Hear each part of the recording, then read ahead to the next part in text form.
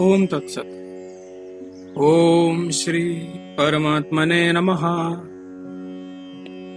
ओम श्री गुरुवे नमः। जगत की चित्त रूपता, वासना युक्त मन के दोष, मन का महान वैभव तथा उसे वश में करने का उपाय। श्री वशिष्ठ जी कहते हैं, श्री राम, जैसे सागर से उसकी बड़ी बड़ी लहरें उठती हैं, उसी प्रकार परब्रह्म परमात्मा से इस चित्त रूपी तरंग का उत्थान हुआ है। यही अपने संकल्प से विशालता को प्राप्त होकर चारों ओर इस भुवन का विस्तार करता है। सब प्रकार की वस्तुओं से संपन्न यह जो कुछ भी चराचर जगत दृष्टिगोचर हो रहा है, सब का सब चित्त के संकल्प से ही प्रकट हुआ है। श्री राम, जैसे छोटा बच्चा घर में कीचड़ या गीली मिट्टी से विचित्र खिलौने बनाता है, वैसे ही मन अपने संकल्प से विकल्प रूपी जगत की सृष्टि करता है। जैसे ऋतुओं का निर्माण करने वाला काल विभिन्न ऋतुओं में वृक्ष का कुछ और ही विलक्षण रूप कर देता है, उसी प्रकार चित्त भी इन सब पदार्थों को विलक्षण सा बना देता है। जैसे वृक्ष से पल्लव प्रकट होते हैं, उसी प्रकार मन के संकल्प से व्यामोह, संभ्रम, अनर्थ, देश काल, गमन और आगमन ये सब के सब उत्पन्न होते हैं। जैसे जल ही समुद्र है और उष्णता ही अग्नि है, उसी प्रकार चित्त ही विविध व्यापारों से पूर्ण संसार है, क्योंकि वह उसी के संकल्प से उत्पन्न हुआ है। कर्ता, कर्म और करण के साथ जो यह दृष्टा, दर्शन और दृश्य से संपन्न संसार प्राप्त हुआ है, वह सबका सब चित्त ही है। जैसे सुवर्ण तत्व की परीक्षा करने वाला पुरुष बाजूबंद, मुकुट, कड़ा और हार आदि आकारों से सुशोभित उसके विविध रूपों को छोड़कर एकमात्र सुवर्ण में ही बुद्धि को लगाने पर वास्तविक सुवर्ण को देख पाता है, उसी प्रकार विवेकी पुरुष भी विभिन्न लोकों, उनके भीतर के भुवनों और उनके भी भीतर फैले हुए वनांतर आदि समस्त वस्तुओं को त्याग कर जब यह समझ लेता है कि इन सब के रूपों में अपने ही स्वरूप भेद से, अपने ही संकल्प विकल्पों से चित्त स्वयं ही प्रकट हुआ है, तब यह सारा जगत उसे चित्त रूप ही दिखाई देता है। फिर चित्त के सिवा दूसरी कोई वस्तु दृष्टिगोचर नहीं होती। जैसे बालिका वेतालों का विस्तार करती है, उसी प्रकार अत्यंत तुक्ष वासना रूपी सहस्त्रों दोषों से मलिन हुई मनोवृत्ति जो नहीं है, उस दुख का भी पूर्ण रूप से विस्तार करती है। किंतु जो वासना रूप कलंक से मलिन नहीं हुई, निष्कलंक है, वह मनोवृत्ति महान दुख विद्यमान हो तो भी उसे उसी प्रकार क्षण भर में मिटा देती है। जैसे सूर्य की प्रभा अंधकार को, वासना युक्त अज्ञानी चित्त को जहां भय नहीं है, वहां भी भय दिखाई देता है। जैसे भ्रम में पड़े पथिक को फूटा काठ दूर से पिशाच जैसा जान पड़ता है। कलंक से मलिन हुआ मन मित्र में भी शत्रु भाव की आशंका करता है। जैसे नशे में चूर हुआ प्राणी इस पृथ्वी को घूमती हुई देखता है, मन के व्याकुल होने पर चंद्रमा से भी वज्रपात होता जान पड़ता है। विष बुद्धि से भक्षण किया गया अमृत भी विष का काम करता है। मन की उत्कट वासना ही जीव के लिए एकमात्र मोह का कारण है, अतः यत्न पूर्वक उसी की जड़ काटकर उसे उखाड़ फेंकना चाहिए। मनुष्यों का मन रूपी हिरन संसार रूपी वन की झाड़ी में वासना रूपी जाल से आकृष्ट हो बड़ी विवशता को प्राप्त हो जाता है। जिस विचार से जीव की गेय पदार्थ संबंधी वासना कट जाती है। उसका प्रकाश बादलों के आवरण से रहित सूर्य की प्रभा के समान प्रकाशित होता है। अतः तुम मन को ही मानव समझो, इस स्थूल देह को नहीं। देह जड़ है, किंतु इनके भीतर रहने वाले मन को ना जड़ माना जाता है ना अजड़। तात निष्पाप रघुनंदन, मन ने जो कर दिया उसी को किया हुआ समझो, और मन ने जिसे छोड़ दिया उसी को छोड़ा हुआ मानो। यह सारा जगत एकमात्र मन ही है। मन ही संपूर्ण भूमंडल है। मन ही आकाश, मन ही भूमि, मन ही वायु और मन ही महातत्व है।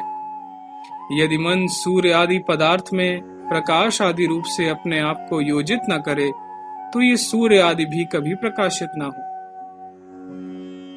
जिसका मन मोह को प्राप्त होता है वही मूढ़ कहलाता है। यदि शरीर मोह को प्राप्त हो तो उसके शव को कोई मूढ़ नहीं कहता। मन जब देखता है तब नेत्र बन जाता है, सुनता है तब श्रवण या कान बन जाता है। स्पर्श का अनुभव करने से वही त्वगिंद्रिय का रूप ग्रहण करता है। सूंघने से घ्राणेन्द्रिय और रसास्वादन करने से रसेंद्रिय हो जाता है।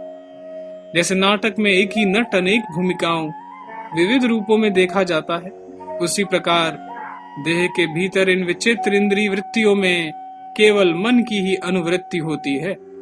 मन छोटे को बड़ा बना देता है, सत्य पदार्थ में असत्ता स्थापित कर देता, स्वादिष्ट को कड़वा बनाता और शत्रु को मित्र बना लेता है।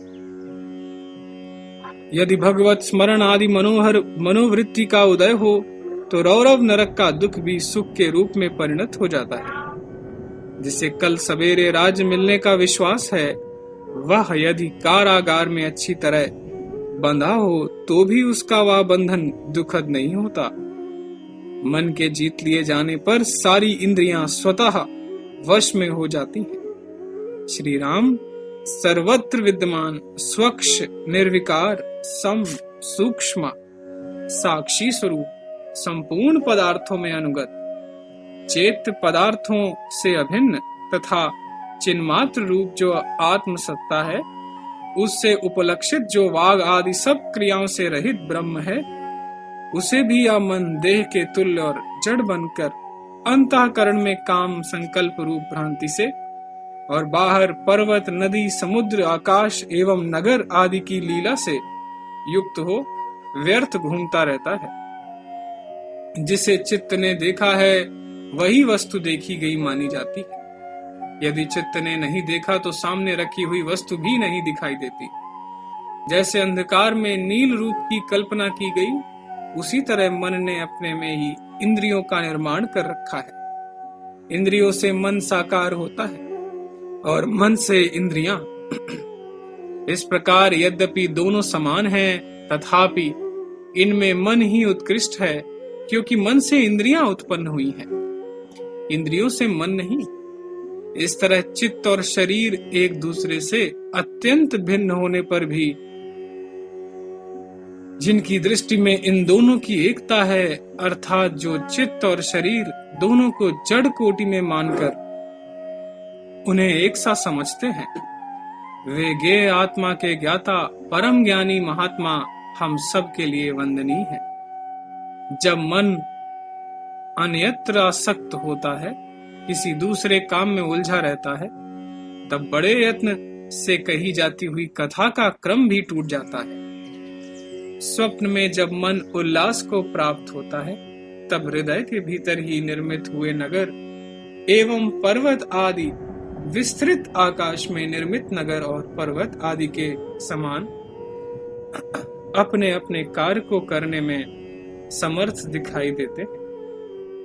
जैसे चंचल समुद्र अपने आप में ही तरंग मालाओं का विस्तार करता है, उसी तरह मन स्वप्नावस्था में अपने से विक्षिप्त हुए हृदय में ही पर्वत और नगरों की श्रेणी को फैला देता है। जैसे समुद्र के भीतर जल से तरंग मालाएं और छोटी छोटी लहरें प्रकट होती हैं, उसी तरह देह के भीतर मन से ही स्वप्नगत पर्वत और नगरों की पंक्तियां प्रादुर्भूत होती हैं। जैसे पत्र, लता, फूल और फल की शोभा अंकुर का ही स्वरूप है, उससे भिन्न नहीं, उसी प्रकार जागृत और स्वप्न की विलास भूमियां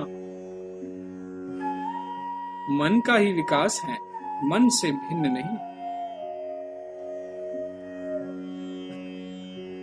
जैसे सुवर्ण की नारी प्रतिमा सुवर्ण से भिन्न नहीं, उसी प्रकार जागृत और स्वप्नावस्था की क्रिया लक्ष्मी चित्त से पृथक नहीं। जैसे जल का वैभव ही धारा, जल कण, तरंग और फेन आदि की शोभा के रूप में दृष्टिगोचर होता है, उसी प्रकार जगत के विविध पदार्थों के रूप में यह चित्त का ही विचित्र वैभवशाली नानात्व प्रकट हुआ है।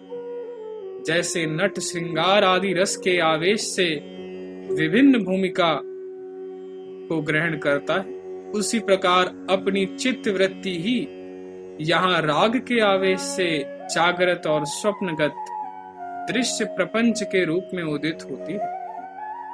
सब ओर फैला हुआ वासनारूढ़ मन विषयों के मनन से अतिशय मोह को प्राप्त हो अपने संकल्प के अनुसार विभिन्न प्रकार की योनि, जन्म स्थान, सुख दुख तथा भय अभय को प्राप्त होता है। जैसे तिल में तेल रहता है, उसी तरह मन में सुख और दुख रहते हैं। वे ही देश और काल का प्रभाव पड़ने से कभी घनीभूत हो जाती हैं और कभी अत्यंत सूक्ष्म। मन शरीर के संकल्प के सफल होने पर ही स्थूल शरीर शांति एवं उल्लास को प्राप्त होता है, आता जाता है और उछलता कूदता है। वह स्वतंत्र रूप से कुछ नहीं करता।